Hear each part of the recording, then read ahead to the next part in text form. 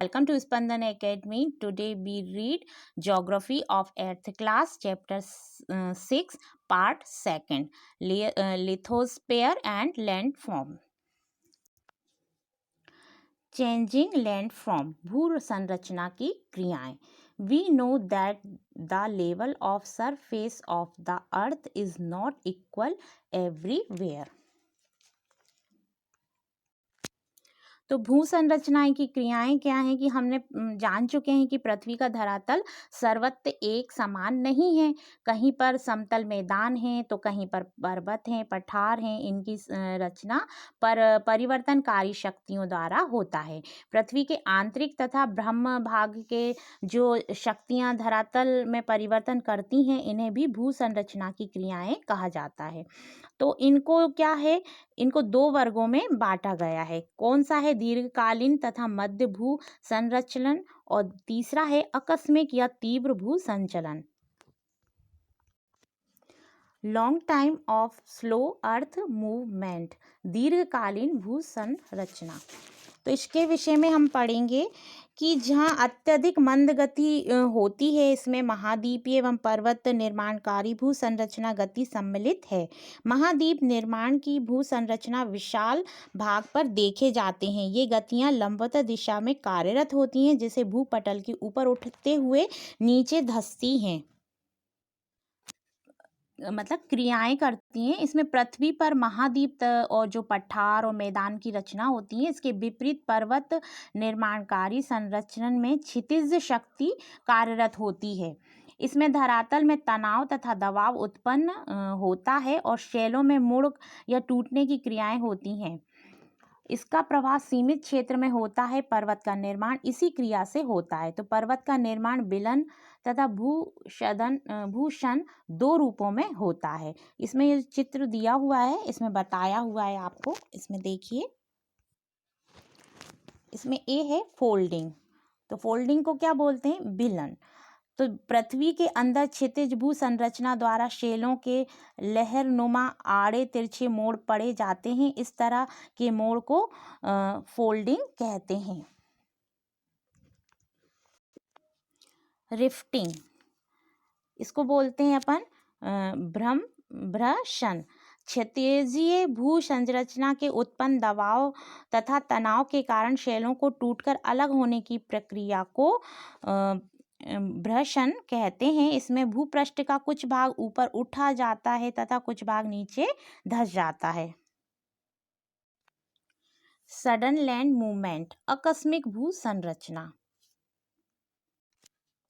तो आकस्मिक भू संरचना में क्या आता है? कभी कभी अंतर्जात बलों के कारण भूपटल तथा अकस्मात धरातलीय परिवर्तन के साथ साथ विनाशकारी घटनाएं भी हो जाती हैं. तो ये घटनाएं कौन सी आकस्मिक भू संरचना कहलाती हैं? तो इसमें दो प्रकार के होते हैं. तो फर्स्ट होता है ज्वालामुखी और दूसरा होता है भूकंप, जो आपने सुना होगा.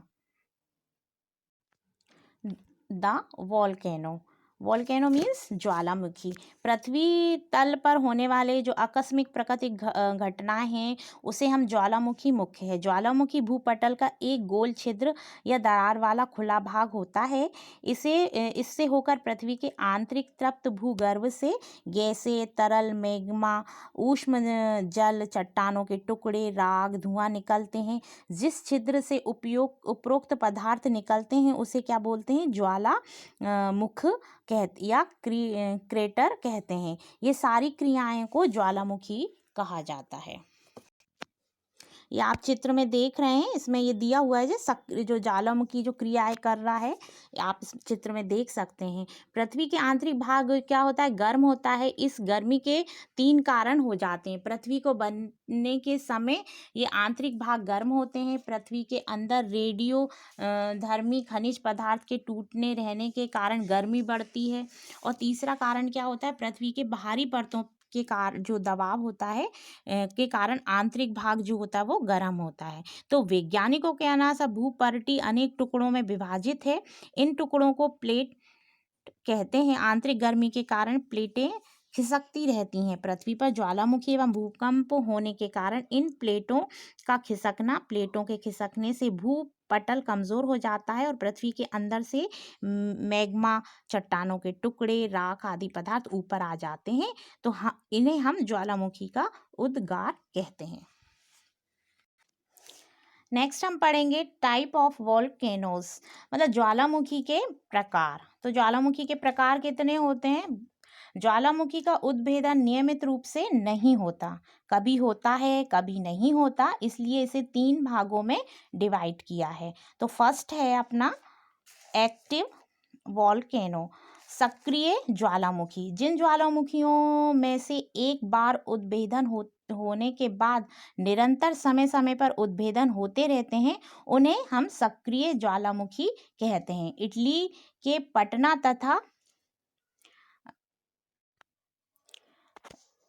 स्ट्रम्बोली ज्वालामुखी इसके उदाहरण हैं।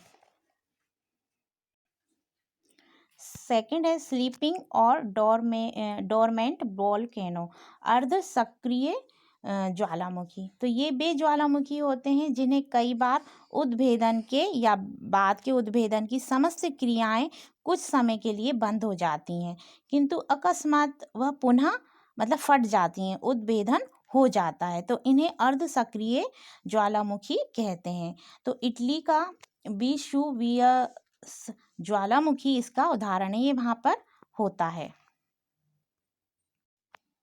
डेथ और एक्सटेंस वॉल्केनो, शांत ज्वालामुखी होता है ये। तो ये जिन ज्वालामुखियों में एक ही बार उद्भेदन होने के बाद लंबे समय तक उद्भेदन नहीं होता, मतलब कोई प्रतिक्रिया नहीं होती, मतलब एक ही बार फटता है तो वो पुनः उद्भेदन की संभावना नहीं होती, ऐसे ज्वालामुखी को शांत ज्वालामुखी कहते हैं। और ये अफ्रीका का किलीमंजारो पर्वत इसका उदाहरण है, ये वहाँ पर पाया जाता है। सर्वाधिक ज्वालामुखी प्रशांत महासागर के चारों ओर तटीय भागों तथा महाद्वीप के क्षेत्र में पाए जाते हैं, तथा इसलिए इस पेटी को अग्नि विलय कहा जाता है। Effect of volcano on human life, ज्वालामुखी का मानव जीवन पर प्रभाव। तो क्या बहुत ज़्यादा प्रभाव पड़ता है मानव जीवन पर ज्वालामुखी का। तो क्या पढ़ेंगे हम इसमें कि the volcano create formation of barriers, land forms like plains, plateaus, mountains etc.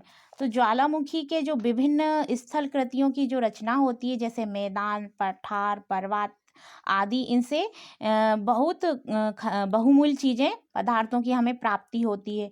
ज्वालामुखी से निकला जो लावा चारों ओर फैलकर कालांतर में उपजाऊ मिट्टी का निर्माण करता है, और जो शांत ज्वालामुखी के मुख में जो वर्षा का जल भरने से झीलों का निर्माण होता है।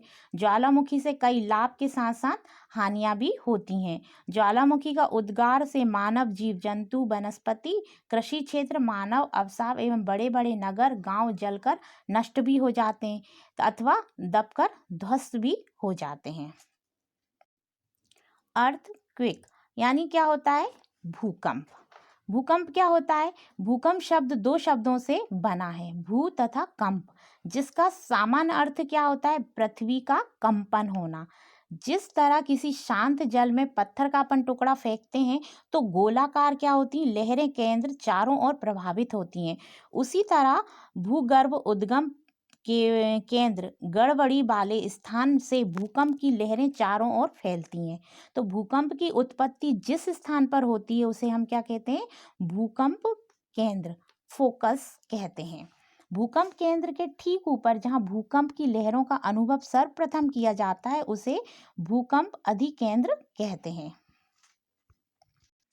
वाई अर्थक्वेक ओकर्स, भूकंप आने के कारण। भूकंप आने के क्या कारण है? कि पृथ्वी के अंदर कभी कभी अचानक क्या होती है? हलचल होती है, तो भूकंप आता है। ज्वालामुखी उद्भेदन के कारण भी भूकंप आते हैं। ज्वालामुखी फटता है तो उससे भी भूकंप आता है। तो कभी कभी भूगर्भ के अंदर बनने वाली गैसें एवं जल वाष्प क्या होता है? कमज़ोर भूपटल को तोड़कर ऊपर निकल आता है और ऊपर निकलने की जो कोशिश करता है, जिससे भूकंप आते हैं। ज्वालामुखियों के समान ही भूकंप भी प्रशांत महासागर के तटीय भागों में अधिक मात्रा में पाए जाते हैं। जापान में भूकंप बहुत आते हैं। भारत में हिमालय का पर्वतीय प्रदेश भूकंप का मुख्य क्षेत्र है। तो ये पॉइंट है कि भारत में कहाँ पर है, हिमालय का पर्वतीय प्रदेश में भूकंप का मुख्य क्षेत्र है।